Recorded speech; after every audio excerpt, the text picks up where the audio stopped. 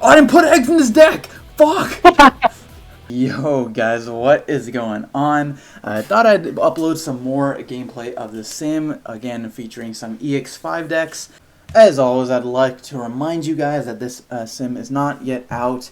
It will be available to the public, still a work in progress, 100 billion% free, you don't have to pay anything, and reminder that no art is included in the sim. So yeah, we got Anubis here, full powered mind you. So enjoy it while you can, purple players.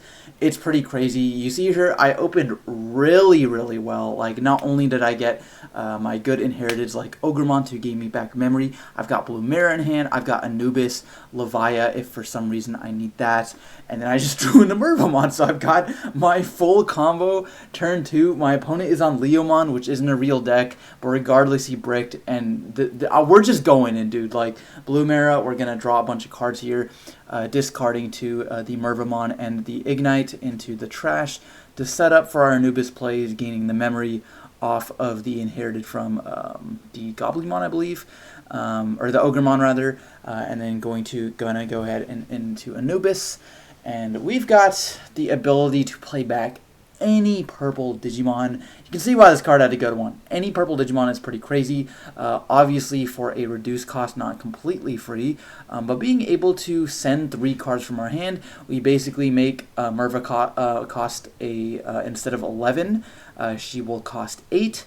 And then you can further reduce her by using the Digicross condition as well, reducing it by like what, 4 or 5 more or something. Basically playing her for 2. So we're gonna put our opponent to 6, and then gaining back a bunch of memory. 1 off the Ignite, 1 off the Labramon, that is the rookie we had underneath there. 1 off the Blue Mirror. So 3 memory back off of our inheriteds, putting our opponent to 3, which is perfect because he had a memory setter. That's what he's going to anyways.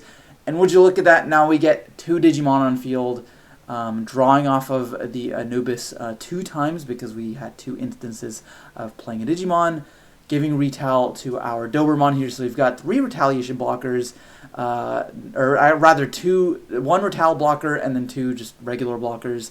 Not that our opponent is going to attack anyways, like he's literally nothing on the field. And so he's just going to surrender because, like, I've got 4 swings next turn, plus I'm going to be able to bring back 1 to 2 more bodies. Like, let's say my Merva dies, or at least 1 body with the Dobermon in my hand. And it was just not looking good for my opponent whatsoever. So we're just going to go game 2. So game 2, our Leomon friend here is going to start. We are going to see our hand, mulligan it, and open pretty good. I am trying out Analog in this deck because I think it can be helpful on your opponent's turn as well. Basically, Disruption, if you block with like Merva or something, you can gain the memory as well, since Merva did have the material on deletion. Of course, it's a consistency card as well. Setting up your trash is definitely nice. So our opponent is going to go Hawkmon plus the Agility training. Pretty solid start, about as good as you can get in Leomon here. And just debating on what to get, we're going to get the Leomon, which of course is a 3 evolve on top of Hawkmon. I didn't realize that. I actually suggested him to put in Hawkmon because he wasn't playing it, and he's like, "Oh, you agree for Leos? All the Leos are 3 evolves now." But I still think Hawkmon is a really good searcher because it searches all the level 5s and 6s. So we are going to go Goblimon first, and then just thinking here whether I want to go like Dober Analog or just go Memboost. I think I'm going to go Memboost to choke our opponent to 1. And here we are probably going to grab the Anubis since we've already got Merva plus like a level 3 and 4 in hand.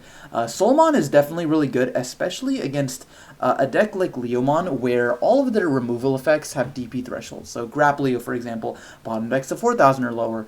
The heavy Leomon on evolve devolves 1, and then bottom decks a 6k or lower. So Soulmon having plus 2k to all your retaliators seems pretty good. Like, it seems like it can mess with that ability a little bit. So regardless, we're going to put our opponent to 1, grabbing the Anubis because I don't want to miss out on that. He is going to go ahead and crack the Agility training. Going to go ahead and evolve the Leomon for just a 1 cost. Keep in mind, because it is a 3 cost over everything that is not Electron, I believe. Electron / Leomon.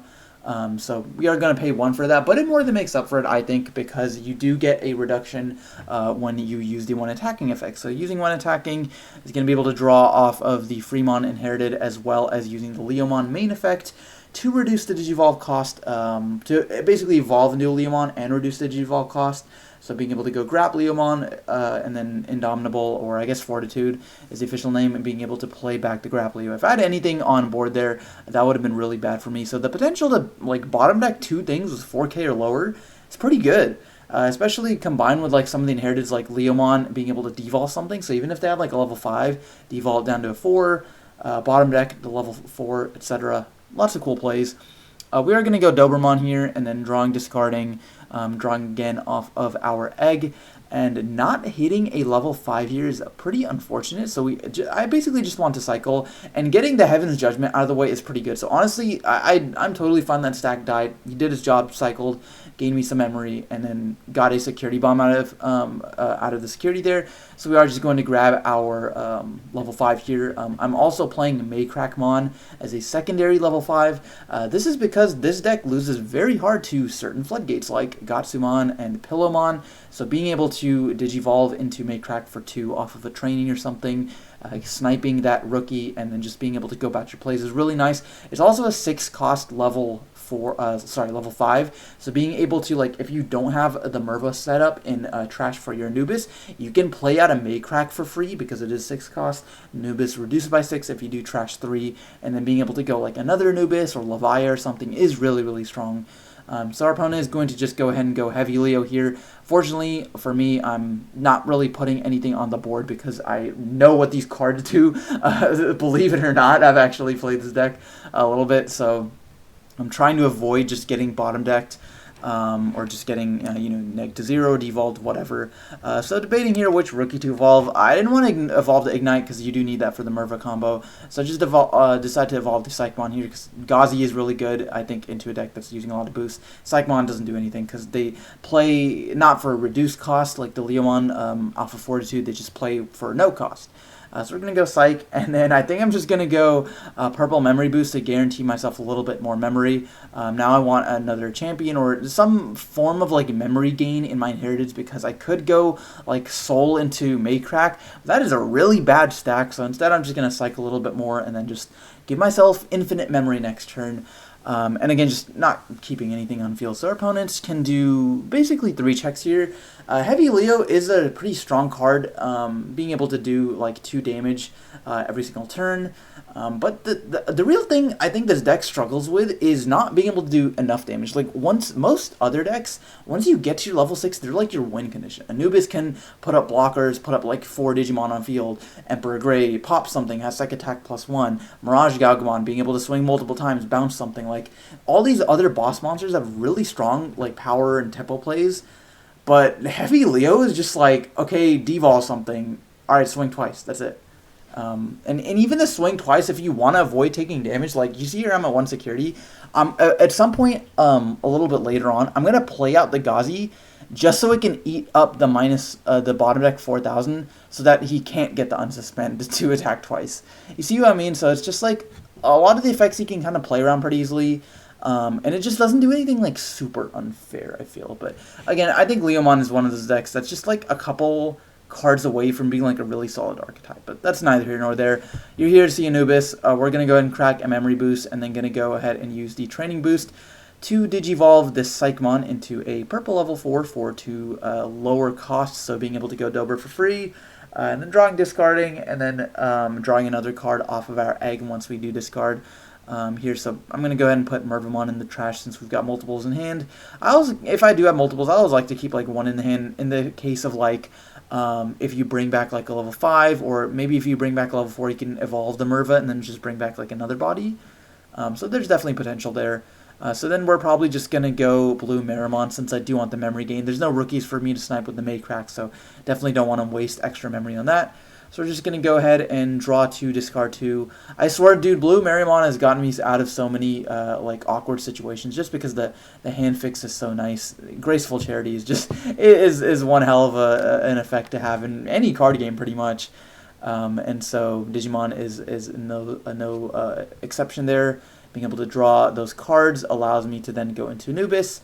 And we're going to go ahead and utilize Anubis' effect to discard 3. There's most scenarios you pretty much always discard 3. There's sometimes if you just have like a really bad hand and you want to just bring out like a level 4, it's like, okay, Doberman's 5 cost, so you'll just like pitch 2 instead to reduce it by 5. Like, no need to pitch 3. But pretty much most cases when you're trying to establish like a Merva or something, you're going to go ahead and use the full 3.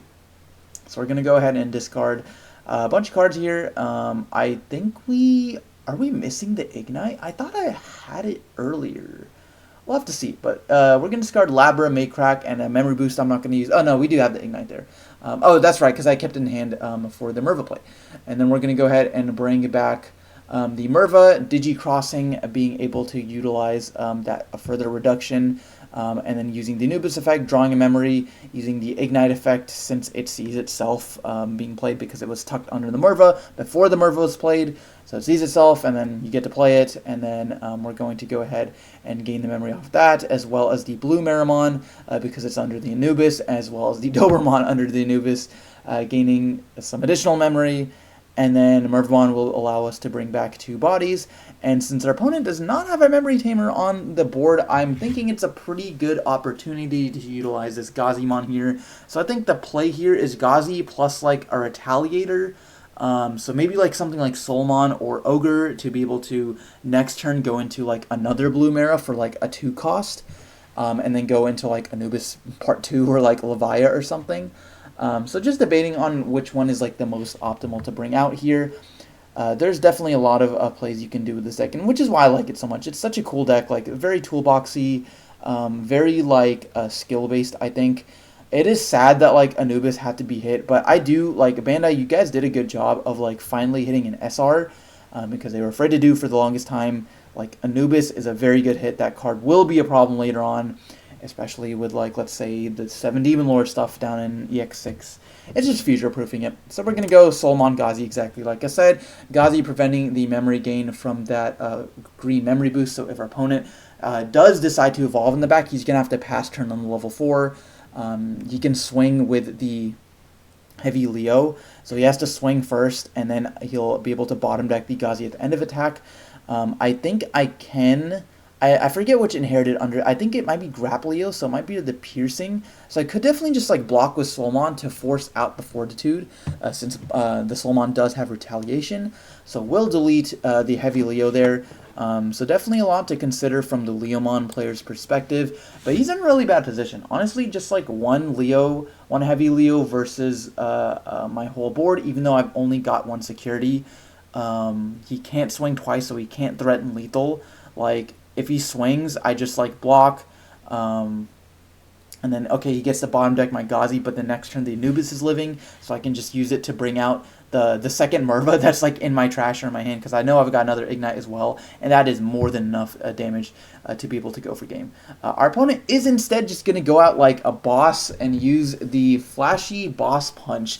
Now I think he just misread this card he was telling me, because he thought you had to suspend something, and then the suspended thing gets -12. Like one of your opponent's suspended Digimon gets -12. But I told him, I was like, no, why didn't you just like spread the effects? So basically here, what he should have done is he should have -12 the Mervamon to prevent any block from Soul, and then he should have suspended the Anubismon, and then the card effect also allows you to attack, so then you would attack into the Anubis.